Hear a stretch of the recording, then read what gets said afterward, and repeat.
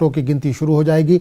CCTV के जरिए strong room की निगरानी की जा रही है। स्ट्रांग रूम में रखी गई ईवीएम की सिक्योरिटी के लिए सीआरपीएफ, पीएसी और पुलिस एहलकारों को तैनात किया गया है। सिक्योरिटी के मद्देनजर यूपी में जीतने वाले उम्मीदवारों के जुलूस पर पाबंदी आयद कर दी गई है। 5 रियासतों में बीजेपी की साख दांव पर है, क्योंकि उत्तर प्रदेश, उत्तराखंड, गोवा और मणिपुर में बीजेपी की हुकूमत है। ऐसे में बीजेपी इन रियासतों में दोबारा जीत का दावा कर रही है। वहीं कांग्रेस के लिए पंजाब, उत्तराखंड, गोवा और मणिपुर में इक़्तिदार में वापसी का चैलेंज है। अगर कांग्रेस यूपी समेत 5 रियासतों में अच्छा मुजाहरा करती है तो राहुल गांधी की क़यादत को तक़वियत मिलेगी और आगे की सियासी राह हमवार होगी।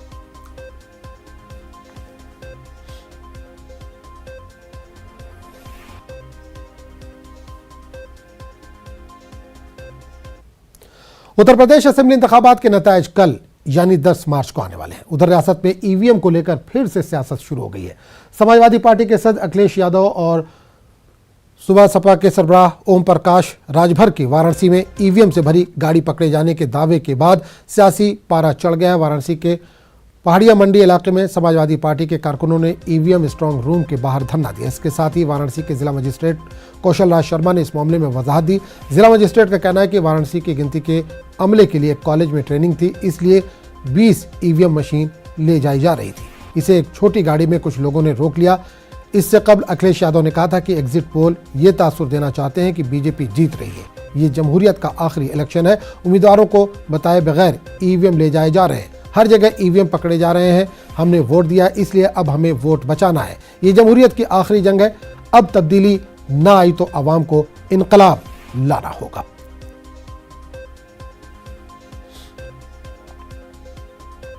केवल कुल संख्या में 20 थी। एक छोटी पिकअप गाड़ी पे वो कुछ लोगों के द्वारा रोकी गई और ये कंफ्यूजन हुआ उन लोगों में कि ये पोल्ड ईवीएम तो नहीं है।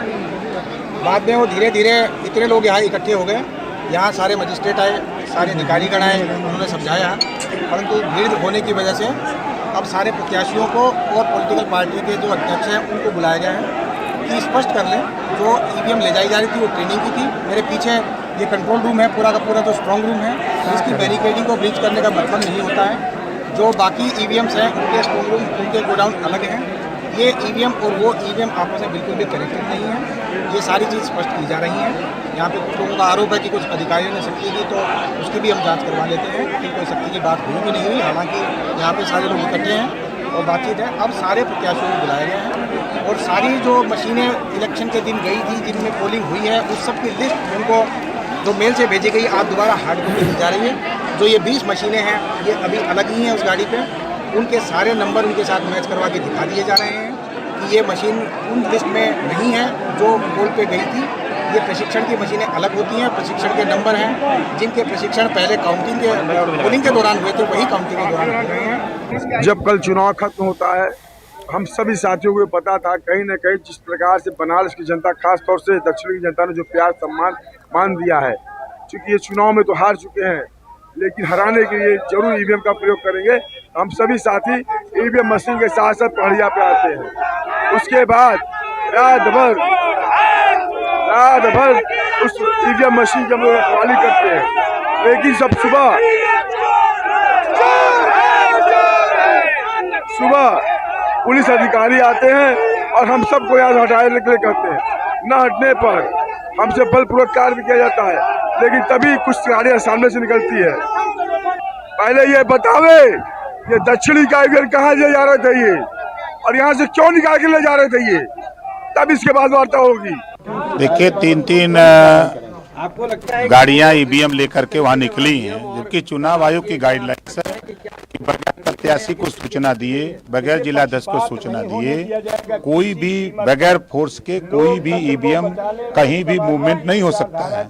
लेकिन उसको ढक करके बोरे से लेके भागना और बिना प्रशासन के साथ इस तरह की घटनाएं दर्शाता है कि भारतीय जनता पार्टी अपनी हताशा और निराशा को लेकर के पूरे प्रदेश में इस तरह का जो है माहौल, ये फर्जी तरीके से गड़बड़ी करने की नीयत से ये काम शुरू किया गया है, जिसकी जानकारी हम लोगों ने आज राज्य निर्वाचन आयोग को आकर के दिया है और ये मांग किया कि वहाँ के डीएम और कमिश्नर जब तक दोनों को हटाएंगे नहीं तब तक हम लोग काउंटिंग होने नहीं। समाजवादी पार्टी के मुखिया श्री अखिलेश यादव जी पराजय की सुनिश्चित संभावना को देख करके घबरा भी गए हैं, बौखला भी गए हैं।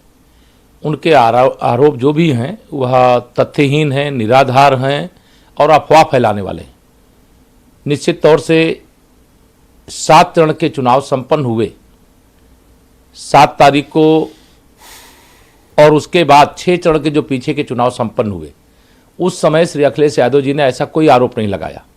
7 चरण के चुनाव के बाद जो अलग अलग चैनलों, एजेंसियों के माध्यम से एग्जिट पोल आए, जिसमें भाजपा एक बार फिर से बड़े बहुमत के साथ सत्ता में वापसी कर रही है, उसके बाद उनके गुंडे, उनके अपराधी, उनके तथाकथित गठबंधन कहूँ हठबंधन करने वाले जो उनके साथी सहयोगी हैं, वो सब बौखलाए हुए और उनके आरोप निश्चित तौर से माहौल को खराब करने की कोशिश है। श्री अखिलेश यादव जी, मैं आपसे कहना चाहता हूँ, धैर्य रखो।